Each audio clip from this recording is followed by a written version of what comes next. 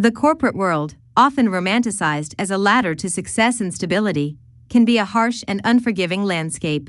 Many individuals dedicate years, even decades, of their lives to a single company, pouring their heart, soul, and unwavering commitment into its growth and prosperity. They invest their time, energy, and personal sacrifices, believing in the promise of long-term security and mutual respect. They become integral parts of the company's fabric, their contributions woven into its very DNA. But what happens when this carefully constructed illusion of corporate loyalty shatters? What happens when the very institution you've trusted and served for years, even decades, coldly discards you, leaving you feeling betrayed, undervalued, and adrift? This is not a hypothetical scenario. It's a reality faced by countless professionals across industries and demographics. The story I'm about to share is a testament to the resilience of the human spirit, the power of transforming adversity into opportunity, and the sweet taste of turning the tables on those who underestimated you. It's a story about my journey, a journey that began with the crushing blow of unexpected termination and culminated in the triumphant creation of a thriving business. Imagine dedicating 20 years of your life to a company. 20 years of early mornings, late nights, missed family events, and unwavering dedication. 20 years of pouring your heart and soul into every project, every client interaction, every strategic decision. You become more than just an employee. You become a pillar of the organization, your expertise and experience invaluable to its success. You're told you're the backbone of the team, and you believe it. You trust in the company's leadership, you invest in its future, and you feel a sense of belonging, a sense of family. Then, one day, without warning, it all comes crashing down. A cold, impersonal email arrives in your inbox, informing you that your services are no longer required. No explanation, no appreciation, no acknowledgement of your years of service. Just a curt dismissal, a corporate euphemism like restructuring or downsizing, masking the brutal reality: you're disposable. You're no longer needed. You're out. This was my reality. After 2 decades of unwavering commitment, I was unceremoniously dismissed from the company I had helped build. The reason given was corporate restructuring, a convenient catch-all for decisions driven by cost-cutting, shifting priorities, or simply a change in management's whims. The truth, however, was far more painful. My contributions were deemed insignificant, my loyalty unappreciated, and my future irrelevant to the company's plans. The immediate aftermath was a blur of disbelief, anger, and a profound sense of betrayal. The emotional wound ran deep, the pain amplified by the sheer callousness of the dismissal. The years of dedication, the sacrifices made, the personal investment in the company's success all seemed to count for nothing. The feeling of being discarded, of being reduced to a mere line item on a spreadsheet, was devastating. But amidst the despair and confusion, a tiny spark of defiance began to flicker. The initial shock gradually gave way to a quiet determination. I refused to be defined by this setback. I refused to let their decision dictate my future. Instead, I chose to channel my anger and disappointment into something constructive, something powerful. I decided to turn this painful experience into an opportunity, a catalyst for personal and professional growth. I decided to become their worst nightmare, a thriving competitor, a living testament to their colossal mistake. My journey with this company began with the idealism and ambition of youth. Fresh out of college, armed with a degree and a burning desire to succeed, I eagerly embraced the opportunity to join their ranks. The company, at the time, was a mid-sized player in the industry, but it held the promise of growth and advancement. I was drawn to its dynamic culture, its innovative approach, and the potential to make a real impact. I started at the bottom, eager to learn every facet of the business. I immersed myself in the work, absorbing knowledge like a sponge. I was willing to take on any challenge, no matter how daunting, and I consistently went above and beyond expectations. My work ethic and dedication quickly earned me recognition, and I began to climb the corporate ladder. Over the years, I steadily progressed, taking on increasing responsibility and leading increasingly complex projects. I became known for my problem-solving skills, my ability to build strong relationships with clients, and my unwavering commitment to delivering results. I mentored junior employees, sharing my knowledge and experience, and I became a trusted advisor to senior management. I was passionate about the company's mission, and I genuinely believed in its potential. I poured my heart and soul into my work, often sacrificing personal time and neglecting my own needs in the pursuit of the company's goals. I missed family events, postponed vacations, and worked late nights, all in the belief that my efforts were contributing to something meaningful. The company, in turn, seemed to appreciate my contributions.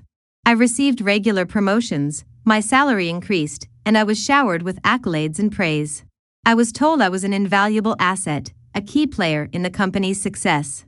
I believed them. I felt valued, respected, and secure in my position. But beneath the surface of corporate camaraderie and apparent appreciation, a different reality was brewing. The company, like many others, was driven by profit margins and shareholder value.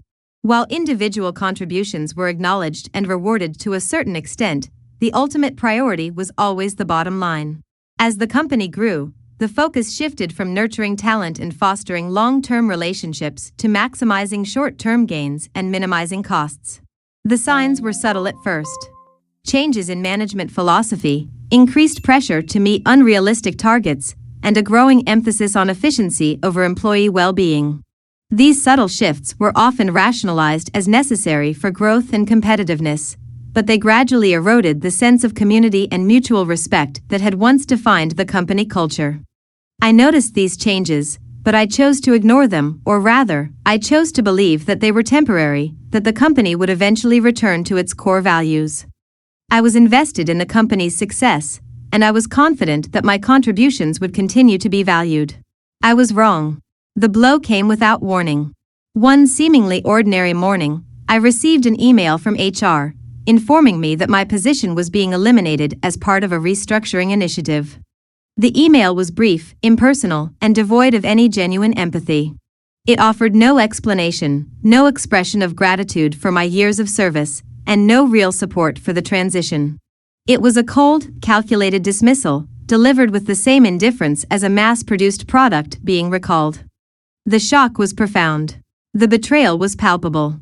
The feeling of being discarded, of being treated as nothing more than a disposable asset, was devastating. The years of dedication, the sacrifices made, the unwavering loyalty all seemed to count for nothing. I was no longer a valued employee, I was a liability, a cost to be cut. The reality of the situation began to sink in.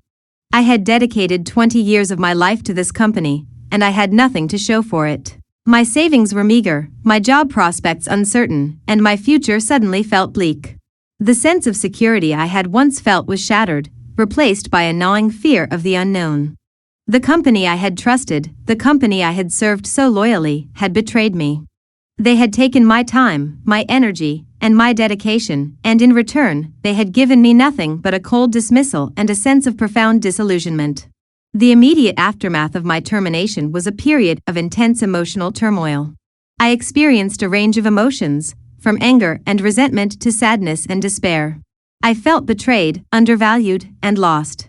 The sudden loss of my job, my sense of purpose, and my financial security created a deep sense of instability.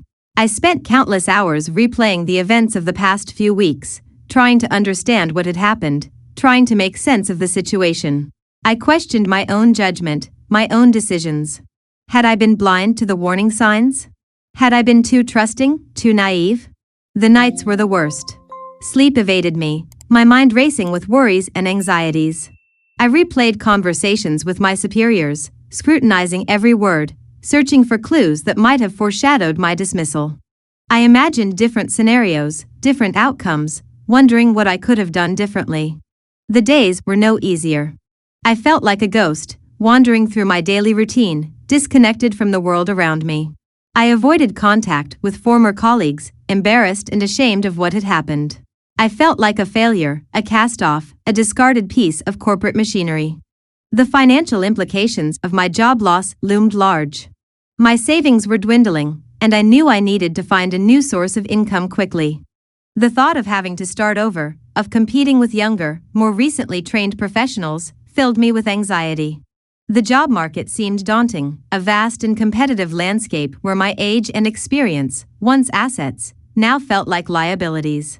I began sending out resumes, applying for positions that seemed remotely relevant to my skills and experience. The responses were few and far between, and the few interviews I managed to secure were often disheartening. I could sense the unspoken question in the interviewer's eyes: is this guy too old? Has he lost his edge? The rejection stung, each unanswered email and polite dismissal chipping away at my already fragile self-confidence. I started to doubt myself, my abilities, my worth. Had I peaked? Was my career over? Was I destined to become another statistic, another victim of corporate downsizing? Amidst the despair and uncertainty, a small but persistent voice within me refused to be silenced. It was the voice of resilience, the voice of determination, the voice that reminded me of my past successes, my past triumphs. It was the voice that whispered, "You're not finished yet. You still have something to offer." This voice, however faint, was enough to keep me going. I realized that I couldn't afford to wallow in self-pity.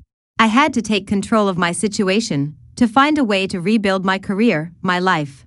I knew that simply looking for another job wasn't enough. I needed to do something more, something bigger. And then, it hit me. What if this wasn't the end? What if this was actually a beginning? What if this was my chance to break free from the corporate shackles, to pursue my own vision, to build something of my own? The idea was daunting, even terrifying, but it was also exhilarating. For the first time in a long time, I felt a spark of excitement, a flicker of hope. I started to think about all the things I had learned over the past 20 years, all the mistakes I had witnessed, all the opportunities that had been missed.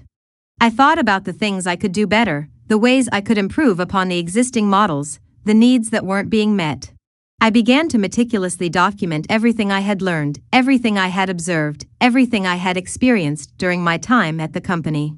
I created a detailed analysis of the company's strengths and weaknesses, its successes and failures, its opportunities and threats. I identified the gaps in the market, the unmet needs of clients, the areas where I could offer a unique value proposition. The more I delved into this process, the more excited I became. I realized that I had a wealth of knowledge and experience that was invaluable. I had a network of contacts, a deep understanding of the industry, and a proven track record of success. I had something that no one could take away from me, my expertise. And then, I made a decision. I decided to start my own company. The decision was bold, even audacious, considering the circumstances. I had no funding, no office space, and no guarantee of success. But I had something far more valuable. I had the drive, the determination, and the unwavering belief in myself. I had the fire in my belly, fueled by the injustice of my dismissal and the burning desire to prove them wrong. I started small, working from my home office, leveraging my network of contacts to secure initial clients. I reached out to former colleagues, industry partners, and even clients from my previous company, sharing my vision and seeking their support. Many were surprised by my sudden departure from the corporate world, but they were also impressed by my entrepreneurial spirit and my unwavering commitment to success. Slowly but surely, things began to fall into place. My reputation for quality work and exceptional client service preceded me. Word spread quickly, and soon, I was attracting new clients, expanding my network, and building a team of talented professionals. The early days were challenging. There were long hours, financial struggles, and moments of self-doubt. But every time I felt like giving up, I remembered the way I had been discarded, the way I had been treated as if my years of service meant nothing. And that memory fueled me, pushing me to work harder, to persevere, to never give up. I focused on building a company culture that valued its employees, that fostered creativity and innovation, and that prioritized client satisfaction above all else. I learned from the mistakes of my previous employer, creating a more transparent, collaborative, and supportive work environment. My company began to thrive. We attracted top talent, secured major contracts, and built a reputation for excellence.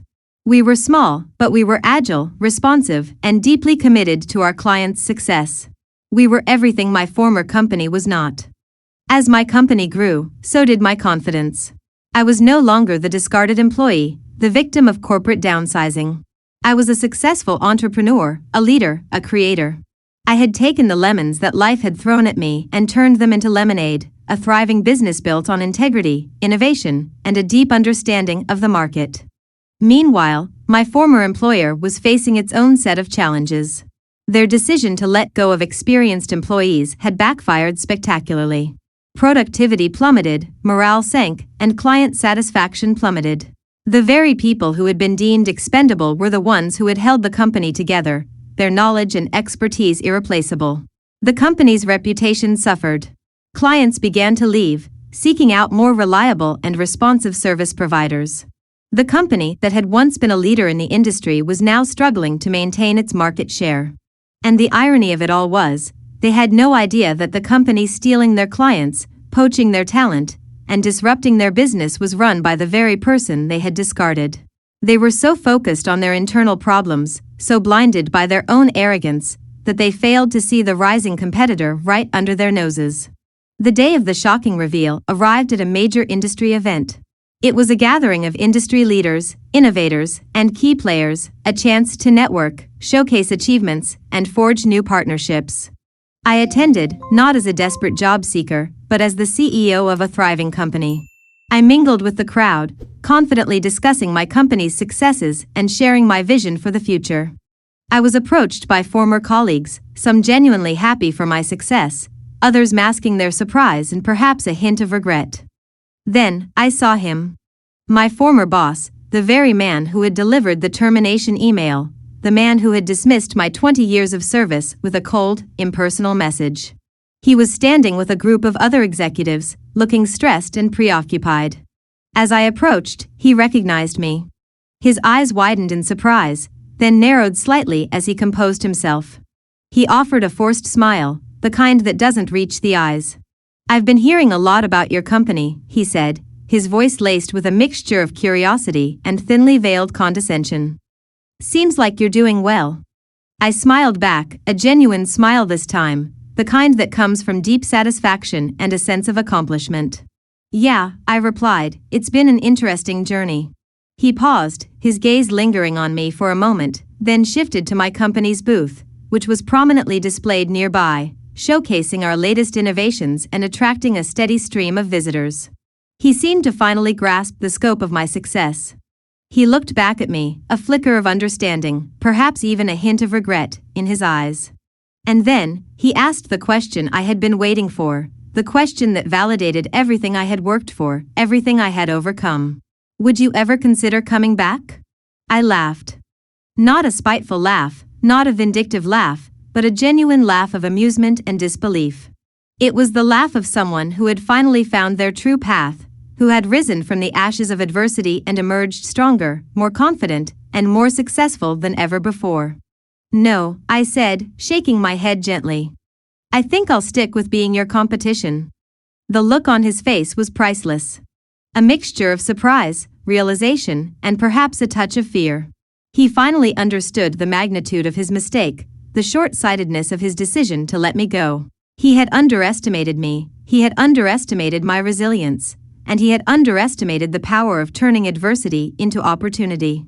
In that moment, the tables had turned. I was no longer the discarded employee, I was the successful entrepreneur, the competitor, the disruptor.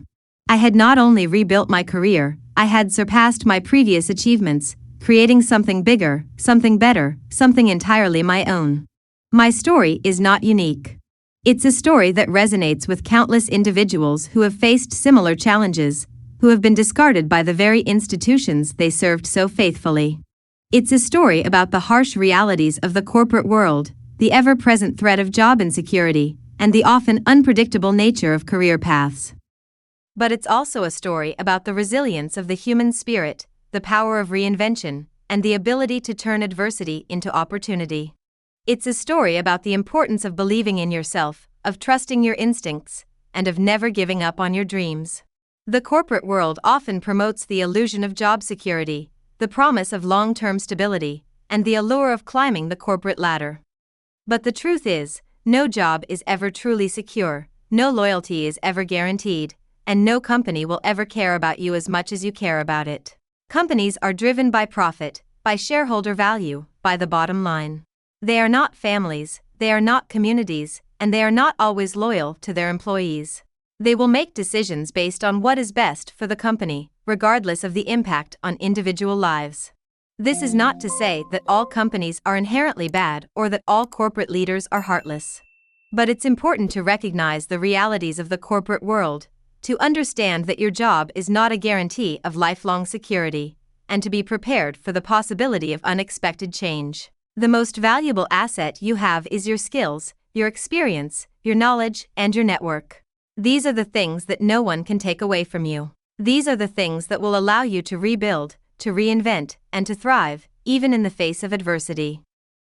If you find yourself in a situation similar to mine, if you've been let go, downsized, or otherwise discarded by your employer, remember this: you are not defined by your job title, you are not defined by your company affiliation, and you are not defined by someone else's decision. You are defined by your character, your resilience, and your ability to adapt and overcome. Don't let someone else's decision dictate your future. Take control of your own destiny. Use this as an opportunity to reassess your goals, to explore new possibilities, and to pursue your passions. This could be the chance you've been waiting for, the catalyst for a new and more fulfilling chapter in your life. Starting your own business is not the only path to success. There are many other options to consider, such as freelancing, consulting, or pursuing further education. The key is to find something that aligns with your skills, your interests, and your values. Don't be afraid to take risks, to step outside your comfort zone, and to embrace the unknown. The greatest rewards often lie on the other side of fear. Don't let fear hold you back from pursuing your dreams. Surround yourself with a supportive network of friends, family, and mentors. Seek out advice from those who have been through similar experiences. Don't be afraid to ask for help. Remember that setbacks are a part of life. Everyone experiences failures and disappointments. The key is to learn from your mistakes, to pick yourself up, and to keep moving forward. The most important thing is to believe in yourself. Believe in your abilities, believe in your potential, and believe in your dreams. Don't let anyone tell you that you can't achieve something. The only limits are the ones you set for yourself.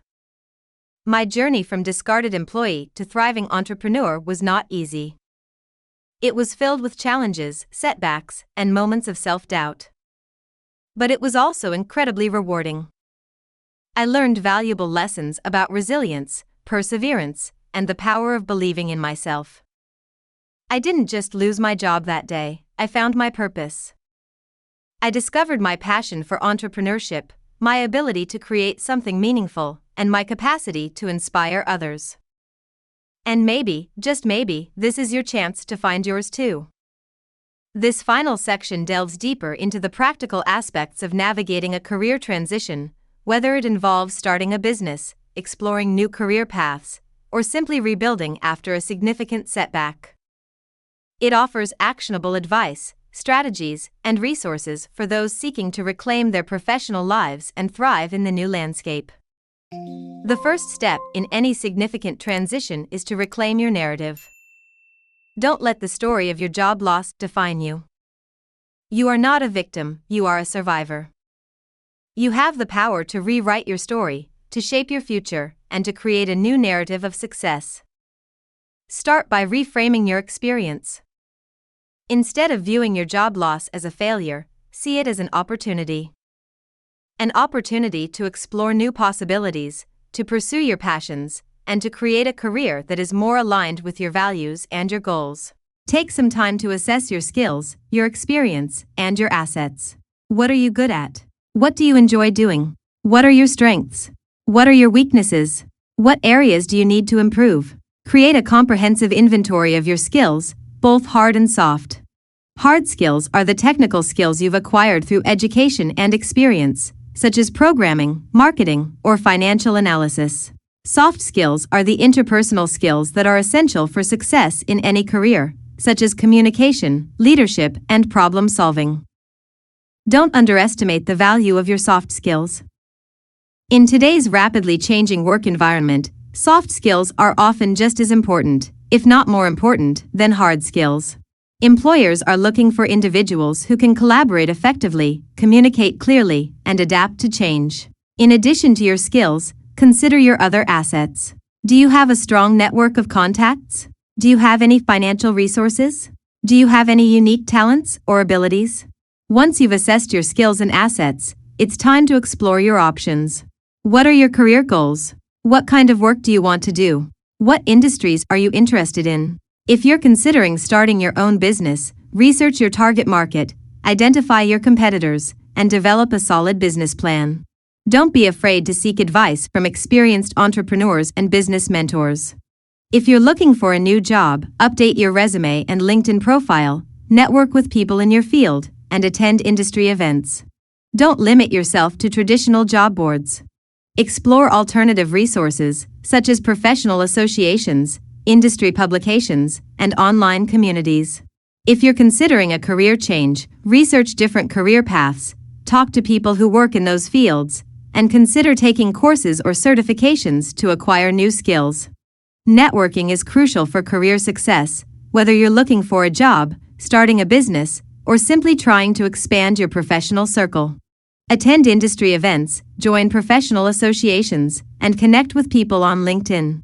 Don't just focus on what people can do for you. Focus on building genuine relationships and offering value to others.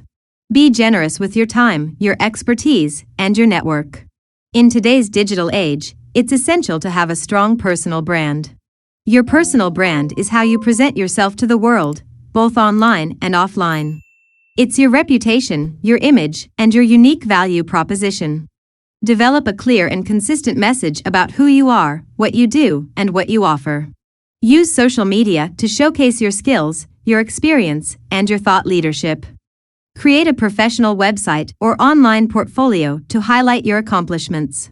The world is changing at an unprecedented pace. New technologies are emerging, new industries are developing, and new skills are required. It's essential to embrace lifelong learning to stay relevant and competitive in the job market. Continuously update your skills, acquire new knowledge, and stay abreast of industry trends. Attend conferences, take online courses, read industry publications, and engage in professional development activities. The job search process, the entrepreneurial journey, and any significant career transition can be challenging and stressful. It's important to build resilience, maintain a positive mindset, and take care of your physical and mental health. Practice self-care, engage in activities you enjoy, and surround yourself with positive people.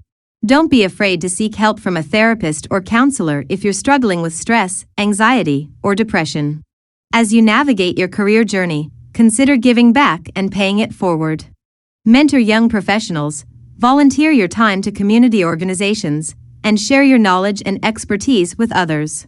Giving back not only benefits others, it also enriches your own life and provides a sense of purpose.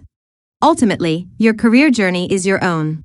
You have the power to choose your path, to define your success, and to create a life that is meaningful and fulfilling.